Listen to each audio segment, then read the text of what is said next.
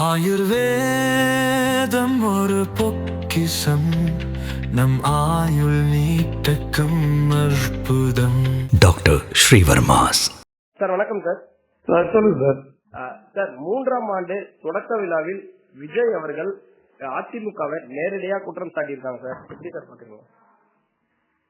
அதாவது புதிதாக தாவேகா என்ற கட்சியை ஆரம்பித்திருக்கிற நடிகர் விஜய் அவர்கள் நேரடியாகவோ மறைமுகமாகவோ அனைத்து அண்ணா திராவிட முன்னேற்ற கழகத்தை தாக்கியிருப்பதாக சொல்லுகிறீர்கள். அதாவது தாவேகாவை பொறுத்தவரையில் இது ஒரு தவணுகிற குழந்தை போன்றதுதான்.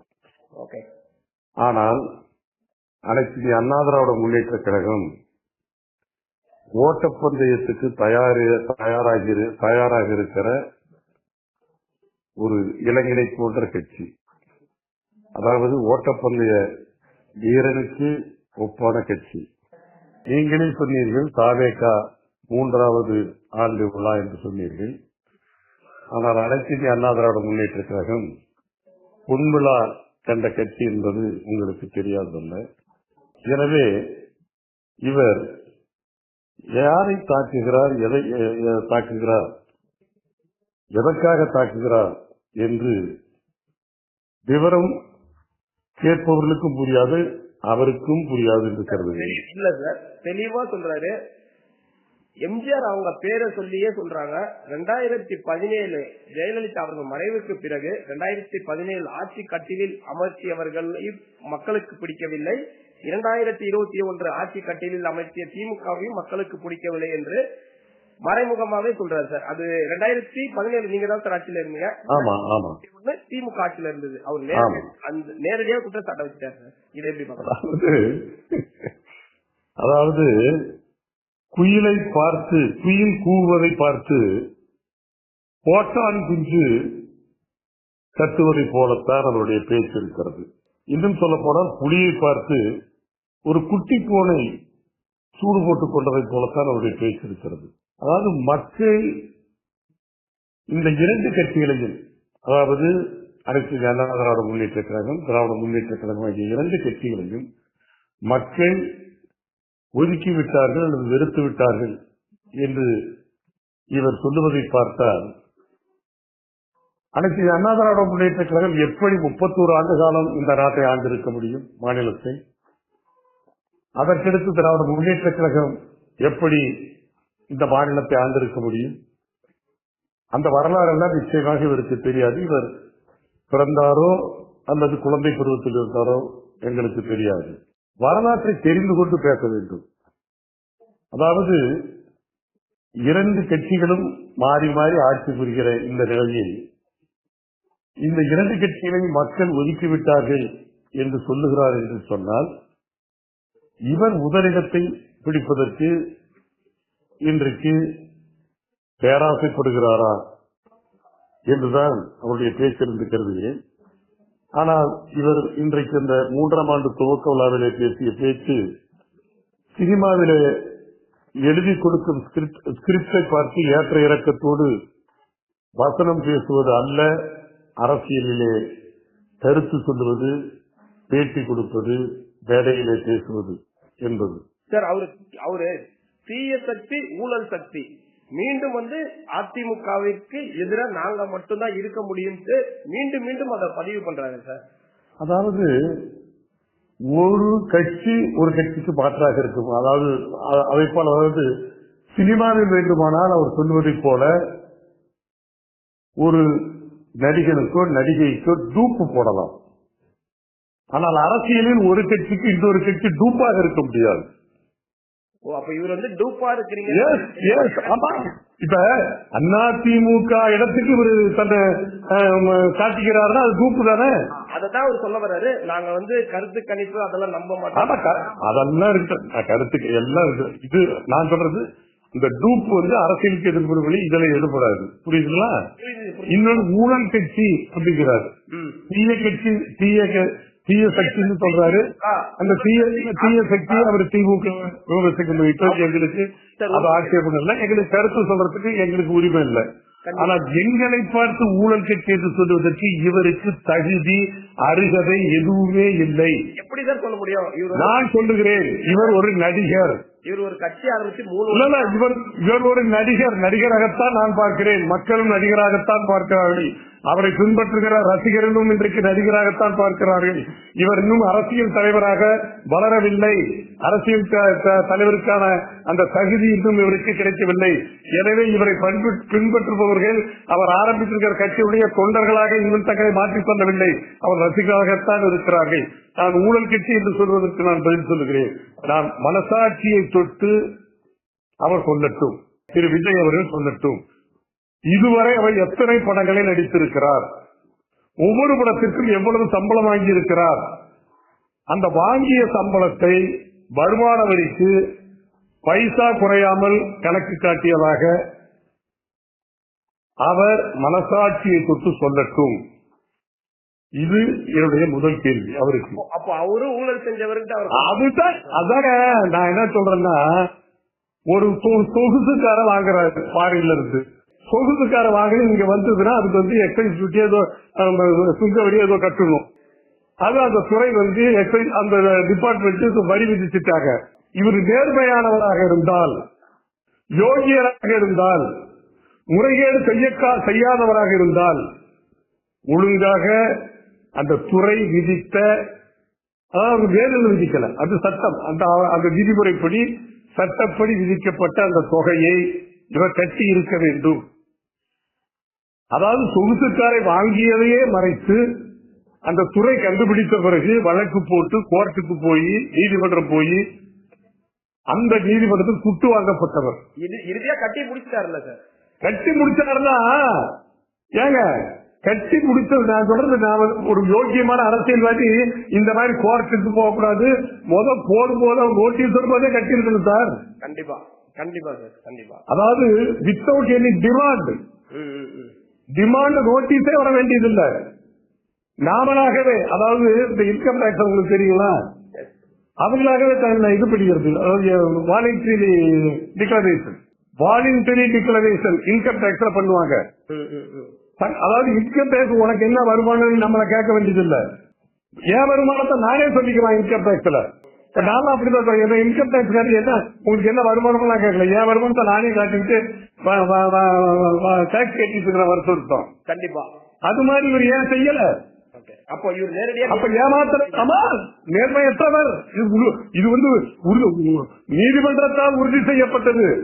அதாவது அதாவது ஒரு குற்றவாளி கோர்ட்ல வந்து நான் குற்றவாளி இல்லைன்னு சொல்லி வாதாடி அப்புறம் தண்டனை பெற்று நான் தண்டனை அனுபவிச்சு விட்டா இதோட.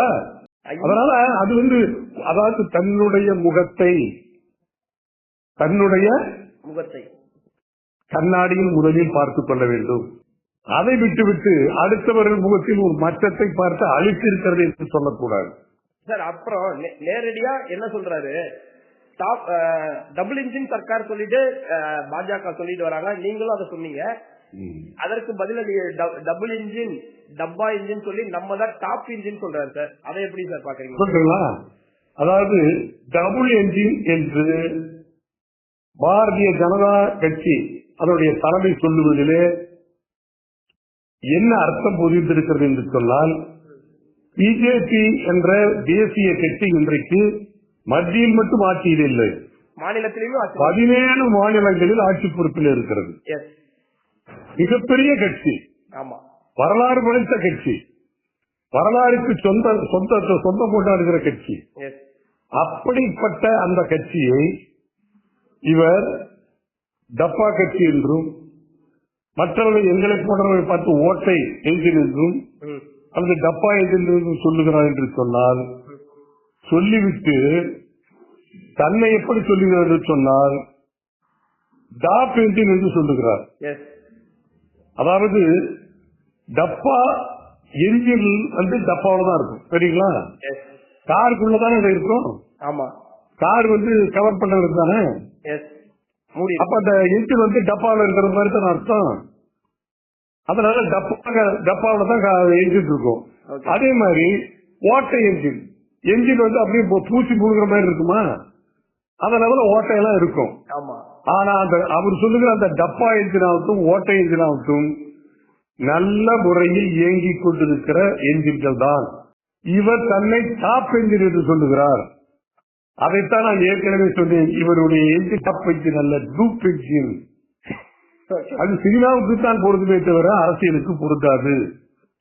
அப்ப டாப் என்ஜின் என்ன, அதாவது அந்த என்ஜின், அதாவது கார், அந்த கார்ல உள்ள இருக்கிற என்ஜின் இருக்கு இல்லீங்களா, அந்த என்ஜினை தூக்கி அங்க எங்க இருந்தா என்ஜின் எங்க இருந்தா என்னங்க அந்த இருந்தாதான் அந்த என்ஜின் ஆபரேட் ஆகும் இல்லீங்களா. அது நல்லா இருந்தா போதும். ஆமா, அது நல்லா இருந்தா போதும். ஆபரேட் ஆகி நல்லபடியா இயங்கிட்டு இருந்தா என் வண்டி ஓடும்.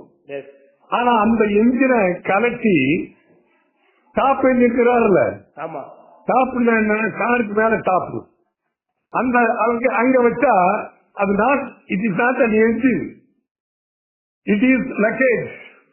அப்ப நீங்க வந்து தாவேக்காவை லக்கேஜ்ன்றீங்க. அது என்ன லக்கேஜ்ங்கறீங்க? Waste luggage, waste luggage. Thaveka இன்னும் தன்னை தாவேக்காவை பொறுத்த அன்ப்ரூவ்டு பார்ட்டி. அதாவது தன்னுடைய மக்கள் சக்தி என்ன, தன்னுடைய ஆதரவு என்ன, எவ்வளவு நமக்கு வந்து வாக்கு சதவீதம் இருக்கிறத எதுவுமே கணிக்க முடியாத ஒரு கட்சி.